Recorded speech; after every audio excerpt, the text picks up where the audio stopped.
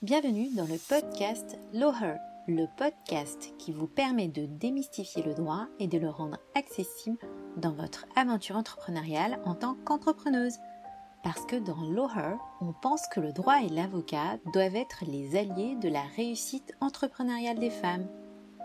On parlera donc d'entrepreneuriat, de cerveau reptilien, de contrat, de sororité ou encore de Beyoncé. Bonne écoute à toutes! Bonjour à toutes et bienvenue sur Lawher, le podcast qui accompagne les entrepreneurs dans leur parcours entrepreneurial. Je suis Estelle Bie, avocate en droit des affaires et en droit des sociétés. Aujourd'hui, le thème de l'épisode sera particulièrement pragmatique. L'idée, c'est de vous expliquer quand aller consulter un avocat en droit des affaires. C'est une question que je reçois souvent en MP ou par mail avant de franchir le pas et de venir me voir en consultation parce que vous êtes nombreuses à n'avoir jamais consulté d'avocat et que vous ne savez pas comment ça se passe. Vous n'avez pas forcément le temps de vous occuper des questions juridiques, voire vous n'avez même jamais eu l'idée de vous occuper du juridique. Ce n'est pas votre priorité, c'est même, on va dire, l'exceptionnel, surtout si vous êtes freelance ou encore solopreneur. Donc l'idée de l'épisode d'aujourd'hui, c'est de donner un coup de projecteur sur les 5 moments clés pour qu'enfin vous arrêtiez de vous dire « faut que je m'en occupe » sans jamais savoir exactement quand aller voir un avocat en droit des affaires. La question du moment est ultra importante pour éviter que les problèmes ne vous rattrapent. Et quand je parle de problème, je parle de tout ça. Problème de rattrapage d'impôts, problème de charges trop importantes qui peuvent mettre à mal votre activité ou encore remettre en cause votre professionnalisme du fait, par exemple, de l'absence de conditions générales de vente. C'est donc indispensable pour ne pas se retrouver perdante financièrement d'aller voir un avocat au bon moment et pas quand les problèmes apparaissent.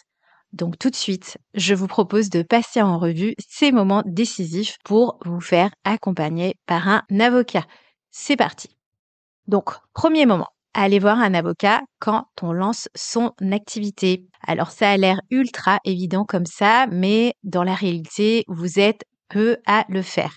Évidemment, il y a l'excitation du moment où vous lancez dans votre activité parce que soit vous avez eu un lead ou bien c'est carrément votre ancien employeur qui veut désormais vous passer en tant que prestataire de service au lieu de vous employer en tant que salarié.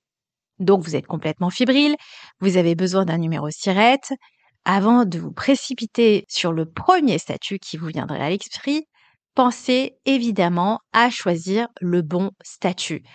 Les choix sont vastes et chaque statut a ses avantages et inconvénients en fonction de votre situation, parmi lesquels donc la micro-entreprise, l'EI classique, le URL ou encore la SASU. Un mauvais choix peut clairement impacter négativement vos finances, votre responsabilité personnelle par rapport aux dettes ou encore votre fiscalité. Et c'est là que l'avocat en droit des sociétés ou en droit des affaires interviendra pour vous guider dans ces décisions cruciales. Vous n'êtes pas sûr de ce qui est le mieux pour vous à long terme? Je vous conseille de prendre un rendez-vous pour une consultation. En 1 heure, 1 heure et demie, on peut clarifier votre situation et choisir ensemble la structure qui vous conviendra le mieux. À mon sens, c'est encore plus important lorsqu'on est une femme et qu'on se lance dans l'entrepreneuriat, car souvent, il y a la composante de la maternité qui va rentrer en ligne de compte. Donc, deuxième moment, allez voir un avocat quand vous commencez à générer du chiffre d'affaires de manière régulière. Après les premiers mois, ça y est, votre activité commence à générer des revenus, vous avez peut-être même dépassé le seuil de la micro-entreprise. Pas de panique, si c'est la première fois que ça vous arrive, il y a une année de tolérance pour que vous puissiez choisir quand même votre nouveau statut. C'est donc le moment de réévaluer votre statut fiscal, mais également votre statut social.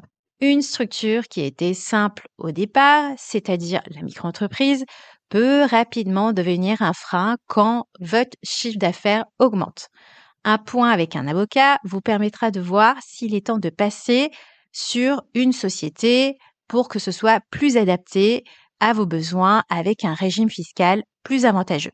Pour être plus technique, les 3 quarts du temps, lorsque je reçois mes clientes au cabinet, C'est à ce moment-là qu'elles se rendent compte qu'elles vont se prendre une sacrée régularisation de la part des impôts, notamment au titre de leur impôt sur le revenu.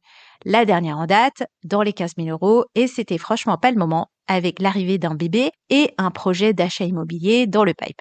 Donc, il y a clairement un sujet sur la question de votre statut fiscal. Allez voir un avocat à ce moment-là, c'est penser à optimiser la manière dont vous allez gagner votre argent. À mon sens, ça ne sert à rien de faire autant d'efforts de développement si c'est pour, au final, se faire assassiner par les impôts par derrière. Autre chose ultra importante, il ne s'agit pas juste de payer moins d'impôts, mais aussi de protéger vos droits sociaux, c'est-à-dire faire attention à votre protection sociale. Par exemple, certains statuts aux formes sociales vont offrir une meilleure couverture sociale, notamment lorsqu'on parle de retraite ou de congé maternité.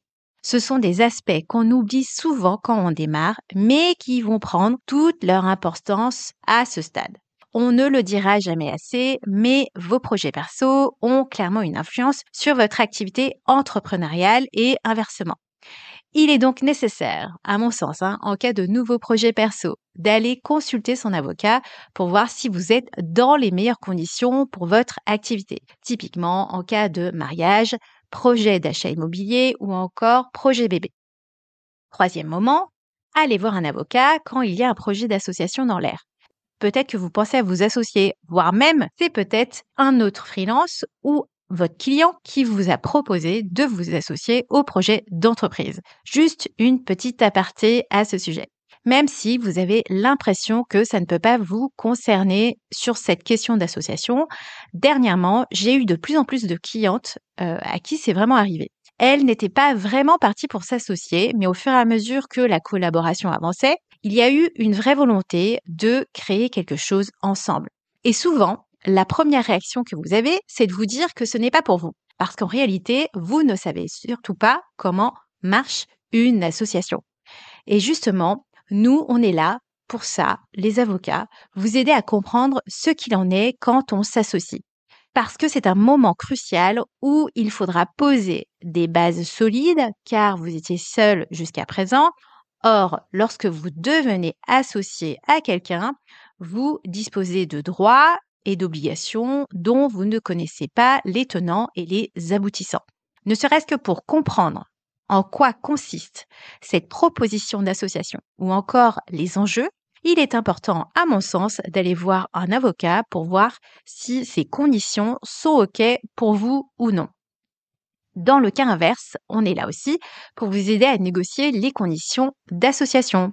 Donc, est-ce que je dois encore préciser que dans l'hypothèse où est-ce que vous seriez intéressé, il faudra à la fois bien rédiger vos statuts de société et également mettre en place un pacte d'associés bien rédigé et ce, pour vous assurer des relations professionnelles sereines. Ça permet de définir clairement les rôles, vos responsabilités et surtout d'anticiper des futurs désaccords.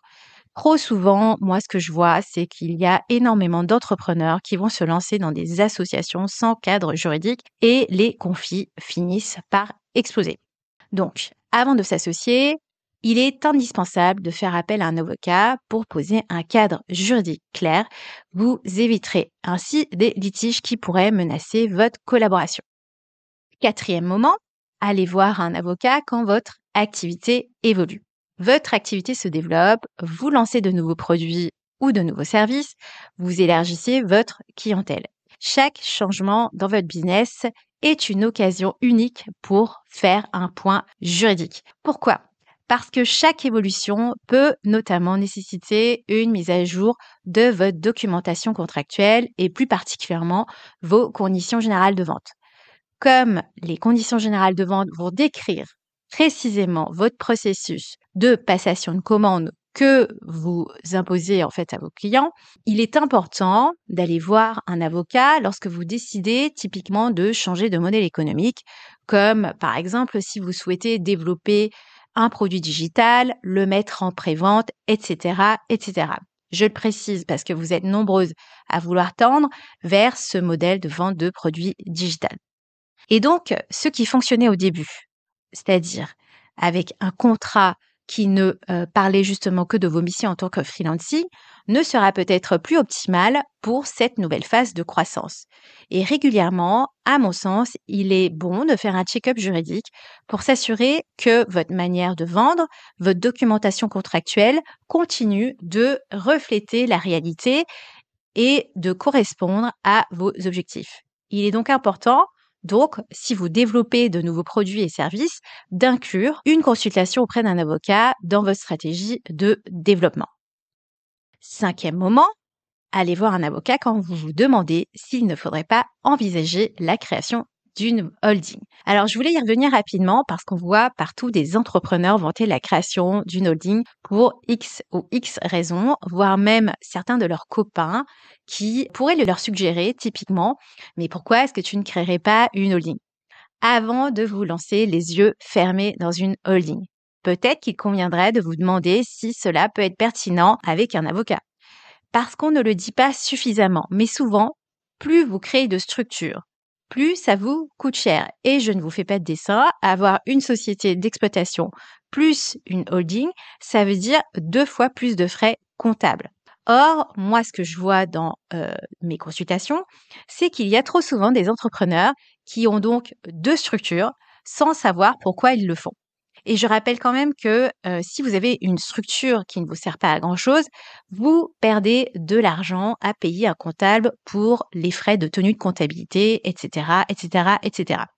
La holding, elle est souvent utilisée lorsqu'on possède plusieurs sociétés ou lorsqu'on veut séparer ses propres activités professionnelles de ses activités personnelles. C'est aussi une manière d'optimiser fiscalement la situation financière via des questions de remontée de dividendes en bénéficiant du régime Murphy fiscalement.